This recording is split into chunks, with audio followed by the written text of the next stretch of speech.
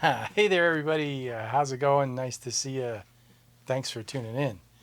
So I watched a video last night by a fella who did a absolutely stunning job. Beautiful, beautiful videography, beautiful video. And his thing was he rented a Fuji X-T5 with the 23 millimeter 1.4, and he wanted to check it out because currently he's running an X100V and he's running a Sony A7S3, the video camera, the 12 megapixel video camera. And he's using the 100V for his digital stills, and he's using the Sony S3 for his video work, and he's shooting a Nikon F3 HP for his film work. And what he wanted to do was combine the stills and video, the digital stills and video, into one camera, the X-T5. And so he made the whole video, and when he got to the end, his conclusion was he was better off running the X100V and the Sony S3 because it was too. The gist of what I got out of it was too complicated to switch between stills and video on the X-T5. Okay, because he said he had to change all his settings or check all his settings when he switched from movie to stills, and when he went back from movie to stills, he had to check all his settings again. You know, and I can't. So first of all, he's wrong.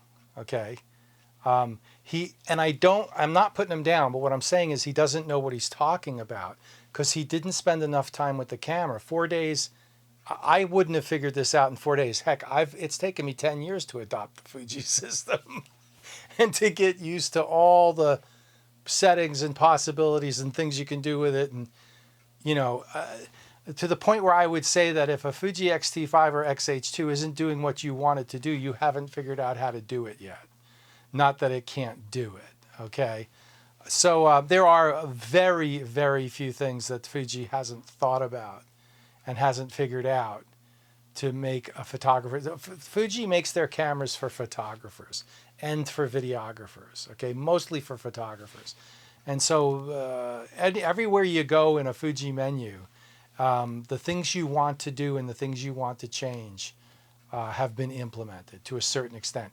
And I've seen this evolve over the years from the X-T1, 2, 3, 4, 5, and some of the other cameras.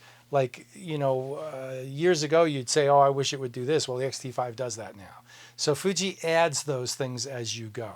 Now, as far as his specific use cases, the thing he hadn't figured out yet, particularly with the X-T5, is that Fuji thought of that, okay?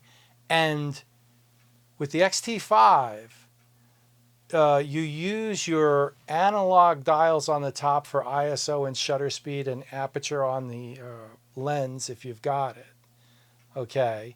But if you want to switch quickly, and I'm not even talking about the custom modes, I'm just talking about staying in the standard mode and switching from movie to stills or stills to movies or video, what you need to set is it's called movie optimized control. And honestly, I've only recently become aware of this. And I mean, and I've been using the X-T5 for 6 months now and the X-T4 and the X-T3 for 5 years, okay? And movie optimized control never made any sense to me. Well, that doesn't mean that Fuji doesn't know what they're doing. It means I don't know what I'm doing, okay? And and I'm not saying this guy doesn't know what he's doing. He didn't spend enough time with the camera. I'm sure he would have figured it out a lot quicker than I did. So the thing about movie optimized control is what it does is so even though you have the ISO dial and the shutter speed dial that are marked, and very quick access to those controls, very important controls. With movie optimized control, it transfers all the analog settings on the camera to the front and rear unmarked control dials. And and those dials are also clickable. So when you push in the front dial, you get a choice between your f-stop and your ISO, okay? And your and exposure compensation. And your back dial becomes your shutter speeds. So with those two dials and with clicking the front dial, you have complete access to all your camera controls. But what's even more important about that is that if you preset all those controls to where you want them to be when you switch to video, it doesn't matter where the analog dials are. It doesn't matter what photograph you've been taking. All you have to do is switch that switch that's around the shutter speed dial to movie. And because you have movie optimized control set and because you have those settings set, the camera automatically defaults to your movie settings. And then when you switch back, whatever your analog dials are set to, it switches to your photo mode, okay? So honestly, it's probably the easiest camera that there is, or the best setup camera that there is, to switch between movie and photo mode. These cameras and these systems are so complex these days that you can't rent them for a week and know what and figure everything out. Okay, you can get a general feel for it, whether you want to continue or not. And people have given me grief for this, but that's why when I'm interested in a camera and think it might work for me, I buy the system and I try it for a few months. And people, get upset with me, but I want to know the details, because that's where the problem. All the cameras today, you could buy any modern camera and go out and use it and get superb results. Okay, why I'm buying cameras and trying different systems is the minute details of the interface and the user interface and the ergonomics and things like this to really fine tune what I want to shoot with. And I can't figure that out in a week. It takes me a couple of months. Okay. So with the Fuji X-T5, and remember, I've been doing this for years.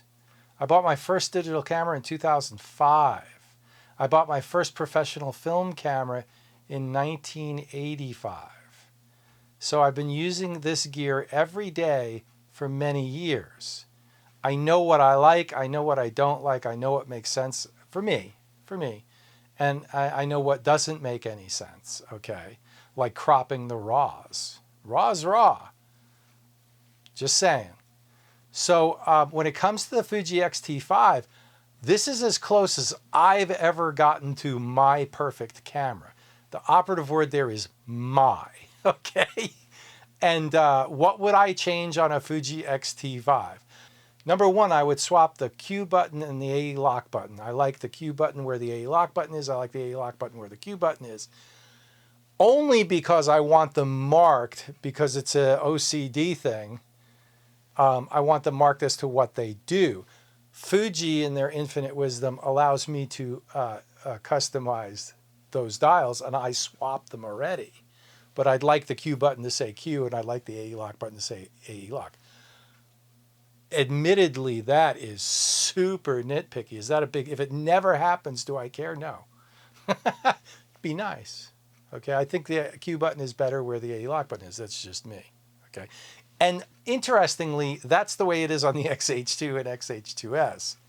So I would like a little bit more button conformity amongst all the Fuji cameras, but Fuji does allow you to reprogram them, which fair enough. Fuji this go around added the 3D and the 2D level. So when you want to toggle the 2D and toggle the level on and off, you got to cycle it 3 times. I love the fact that they allow you to assign the level to the button. I assign it to the front button. It makes my life so much easier than with other camera systems that shall remain nameless. You have to push the display button 30 times. Well, maybe not 30 times, but you have to cycle through all the settings to get to the level, and I don't like to shoot with the level on, so I just want to level the camera and then go back to the, so with the Fujis, I'm in the mode I want to be in. I can have the level on. I also can have the level on plus the histogram, and I can have all that in the file. And it just works, okay? But when they added the 2D and 3D options, now I have to push the button 3 times. Is it a big deal? This is super nitpicky. And that's how, you know, again, if they never change it, do I care? No. Super nitpicky. There's very few things on the Fuji X-T5. And these are nice, what are these? These aren't essential things. These are nice things. Just so that it would be Ed's custom camera, which is, you know, it really is to the point where, like, yeah, this is the perfect camera. So is there anything else I don't like about the Fuji X-T5? Nope.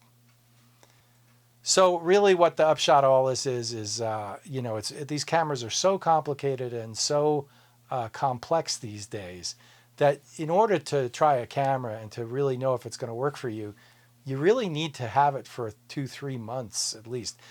That's why I take reviews, these reviewers who have a camera for a week and make a review on it. Take all that with a very large shaker of salt, because you know, you got to really use a camera to know all the details, because the devil is in the details.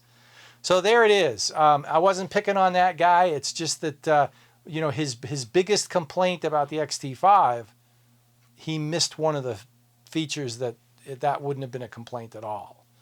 And so that prompted me to make this video. Like, subscribe, hit the bell for notifications. I really appreciate everybody watching. Thanks so much. And we'll see you out there. Have a great one. Bye.